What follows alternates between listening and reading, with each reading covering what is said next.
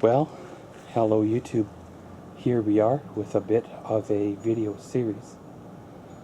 Well, by now you've seen the Jayco trailer videos, the purchasing of the trailer, the walkthrough kind of a deal, and, well, the final video of the Jayco. I made a choice with that there trailer to make a change. It wasn't exactly what I was looking for in direction-wise that I wanted to go. And I happened to luck out and find people that wanted it, and I was able to sell it and actually make a profit. So I took the opportunity to cut the trailer loose and go a different direction on a project. Well, some people say I'm crazy. However, I've actually never been proven to be sane to begin with. In front of me here is what some people call a cargo trailer or box trailer, utility trailer, whatever.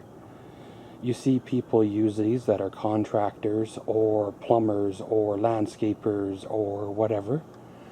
And, they load them full of their tools or equipment and go job site to job site. When I was searching for my next project that I wanted to do, I came across several ideas of things. I thought about getting an old trailer, like an old camper trailer, and tearing it down and rebuilding what I wanted, or building something out of a truck camper or so. I will insert a few photos here of ideas that I took off the internet from other people's builds that I could probably use bits and pieces of in mine. However, the ultimate choice came down to cost, lightness, aerodynamicness, and feasibility of the build itself.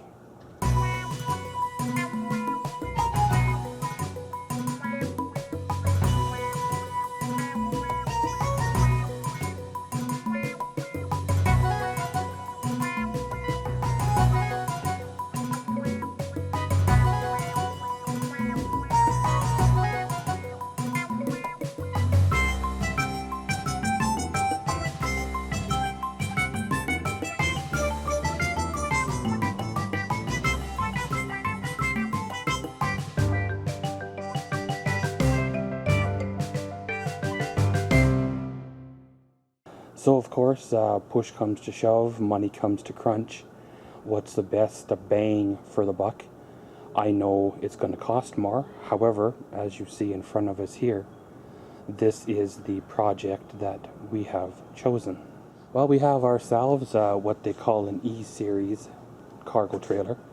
It's an all aluminum trailer, with the exception of course, the axles, the hubs, the springs, the coupler, the jack, and a couple of pieces like that. The frame, the walls, everything is aluminum. So with aluminum, it is pricey. However, you do save a lot on weight.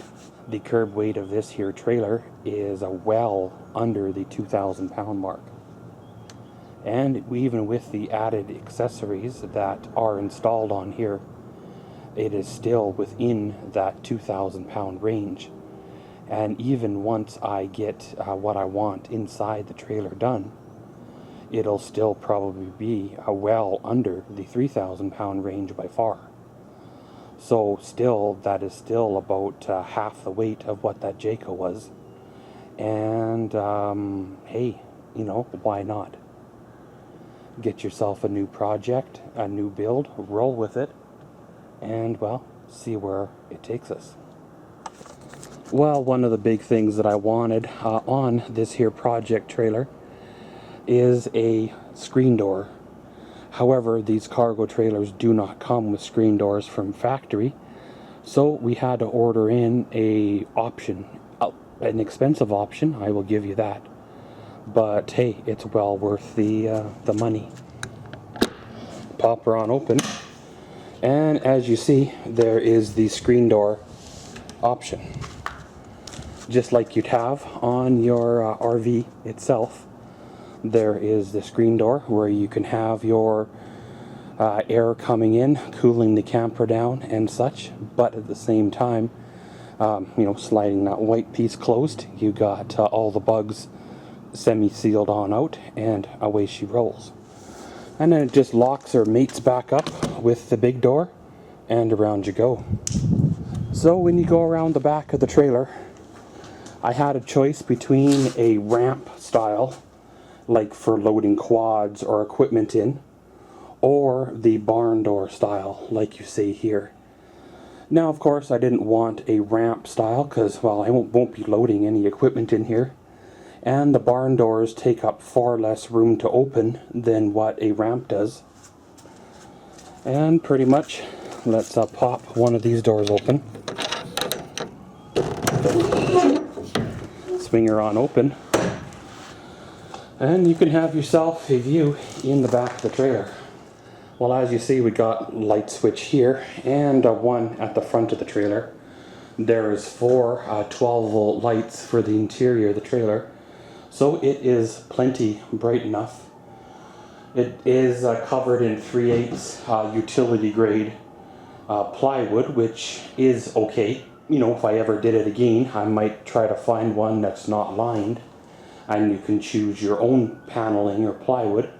However, this here is basically good to go at a moment's notice for an adventure. Well, of course, the inside trailer has an extra 6 inches of head height, so it's about 6'7" in here, well above my height. That's one of the stipulations that I had of this here trailer, is that I didn't want to be bumping my head or dragging my head along, well, the roof. Well, I had a roof vent installed in this here trailer. One, if you're in here, it helps regulate the heat and stuff like that. 2, if you do happen to cook in here, again, it allows all that steam and such to, well, move on out of the trailer. The second thing, or third thing I should say, I had added to the trailer was a little tiny 15 by 30 window. Now the 15 by 30 window is perfect height for, the 6-foot mark inside the trailer. However, if you're trying to look in from the outside, well, you're not going to do it unless you're like, 7'8" for height-wise. And because it has barn doors on the back, and the barn doors latch from the outside, in the safety measure, I installed, or had an egress window installed in the trailer. Now the egress window is a little bit large for my liking. I would like probably another one of the 15 by 30s. However, like I said, for safety, if there's ever a fire and you can't get to the front door, which is your only exit, you can exit out of the egress window.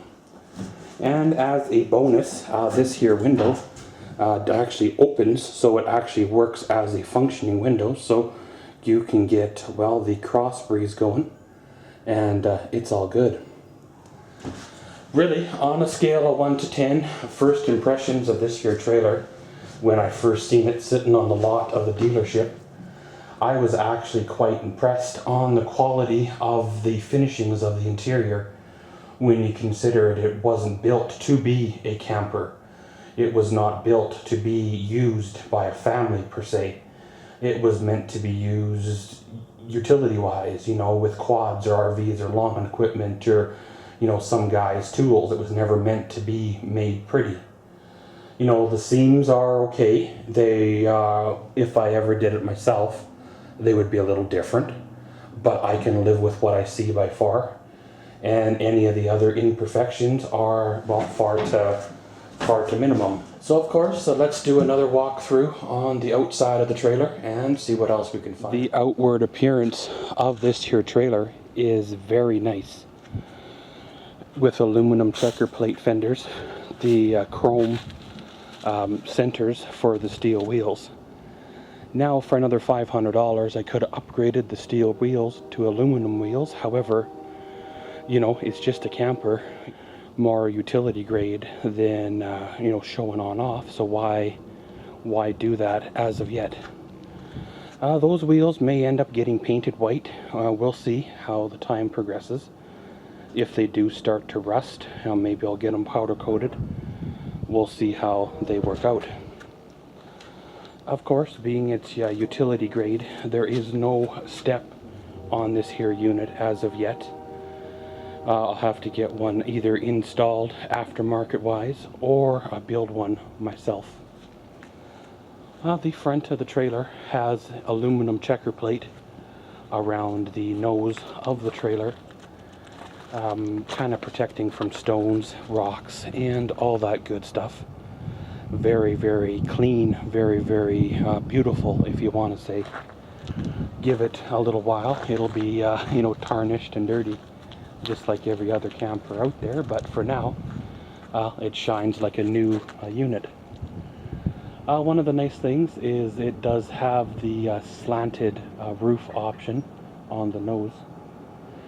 They do call this a 14-foot trailer from back to, well, the front wall here. However, it does have another 24 inches with the V'd nose with the slanted roof option. So it is almost a 16-foot box. So of course you can still haul stuff in it if you so choose as of right now.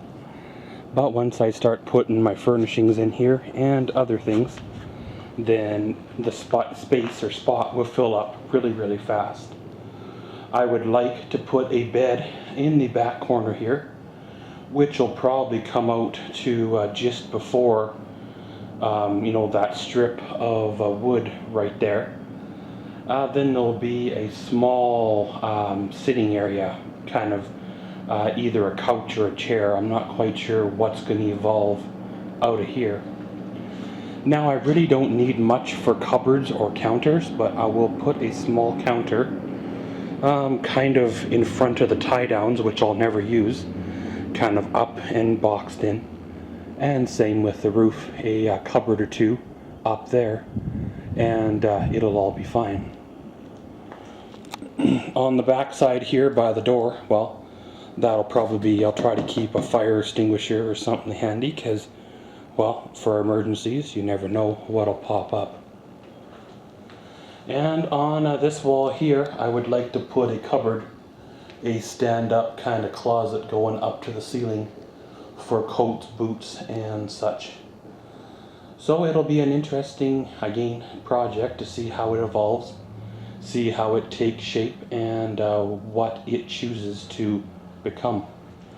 You know, sometimes you have ideas of what you'd like to do with your build, and as the build takes shape, it almost like it takes on its own personality, and before you know it, it's taking a direction that is almost not, or sort of almost not quite the direction you thought, it would ever take.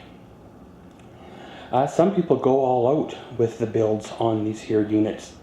They put bathrooms in it, showers, water, kitchens, fireplaces, TVs, everything, creature comforts that you'd find in a full-size camper in one of these. However, then you're basically back to hauling around all that excess weight again, just like you tried to shed by going this here route. So wouldn't you want to, especially if you do not use, the bathroom, the stove, the sink, and all that, shed all that weight and not go that direction?